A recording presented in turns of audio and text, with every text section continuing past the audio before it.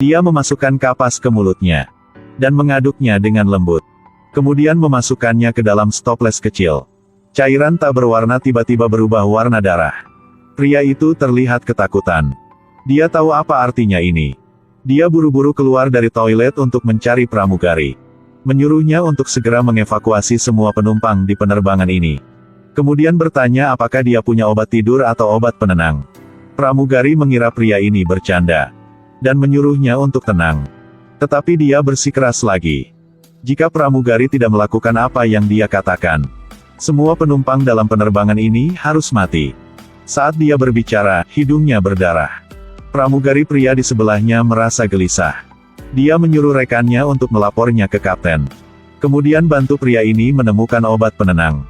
Tapi dia bilang tidak ada waktu. Untuk saat ini, dia akan mengunci diri di toilet dulu. Tidak peduli suara apa yang keluar, semua orang tidak boleh mendekati. Karena itu, dia benar-benar mengunci dirinya di dalam toilet dan melihat ke cermin untuk memeriksa situasinya. Dia menemukan bahwa giginya mulai rontok. Pria itu berteriak kesakitan. Suara jeritan membuat para penumpang di luar ketakutan. Mereka tidak tahu apa yang terjadi di luar. Pria itu sekarang berlutut di lantai kesakitan. Tubuhnya mulai berubah bentuk. Di punggungnya tiba-tiba tumbuh duri yang sangat tajam dan menembus bajunya. Kepala pria ini juga langsung tumbuh. Tapi pramugari di luar sepertinya belum menemukan obat penenangnya. Sementara mereka tidak tahu harus berbuat apa. Kemudian teriakan di toilet tiba-tiba berhenti. Mereka pikir dia mungkin pingsan. Tapi sedetik kemudian,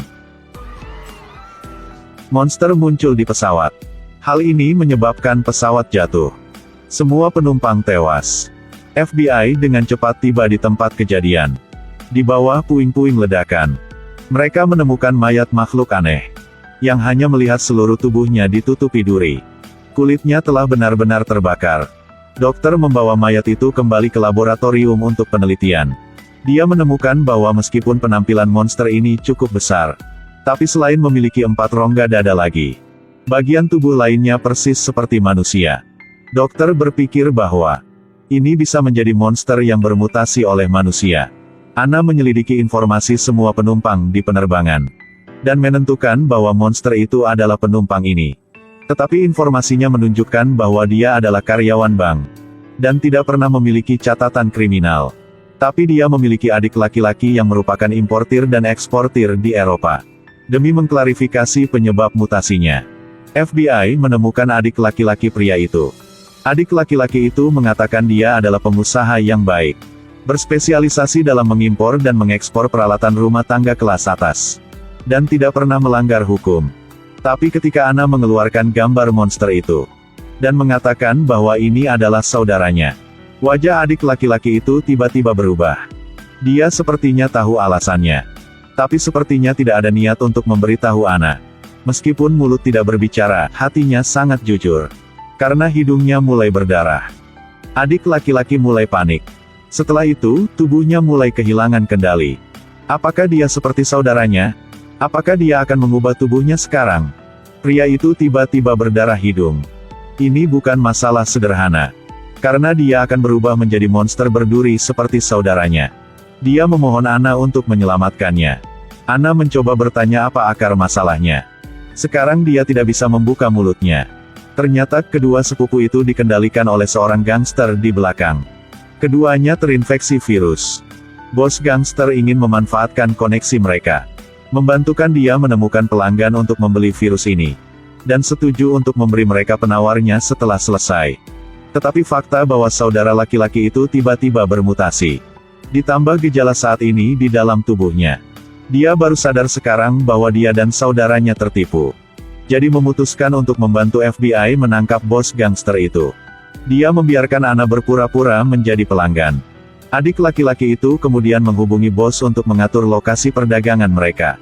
Ana menanamkan walkie-talkie ke telinganya, untuk memudahkan tetap berhubungan dengan adik laki-lakinya, agar tidak ketahuan. Setibanya di lokasi transaksi, bawahan ini juga sangat berhati-hati. Sebelum berdagang, wajib menggunakan detektor untuk memeriksa seluruh tubuh. Mesin itu berdering saat memeriksa leher Ana. Tapi dia menunjukkan anting-anting logamnya. Jadi dia dengan cerdik menipu mereka. Tapi sisi lain masih merasa belum aman. Setiap pertanyaan diajukan dengan cara yang sangat aneh. Ada petunjuk di setiap kalimat. Tapi dengan bantuan adik laki-laki, Ana telah sepenuhnya mengatasi metode mereka ini dengan mudah. Tapi sekarang, bos gangster yang sebenarnya telah muncul. Dia mengatakan kalimat yang membuat Ana takut. Apakah kamu tahu bahwa kalau Anda mau bersama kami, kamu harus menguji obat pada tubuhmu sendiri terlebih dahulu? Sementara ribuan pound menggantung rambut. FBI di luar dalam penyergapan masuk. Dan mengendalikan seluruh geng. Menemukan sumber virus yang bermutasi itu. Tapi Ana tidak bisa bahagia terlalu lama. Karena dia sepertinya merasakan bahwa pasti ada konspirasi yang lebih besar di balik ini. Ini adalah episode pertama dari serial Amerika, Transformasi. Setiap episode memiliki detail yang sangat menarik. Jika Anda tertarik, mari kita nikmati bersama.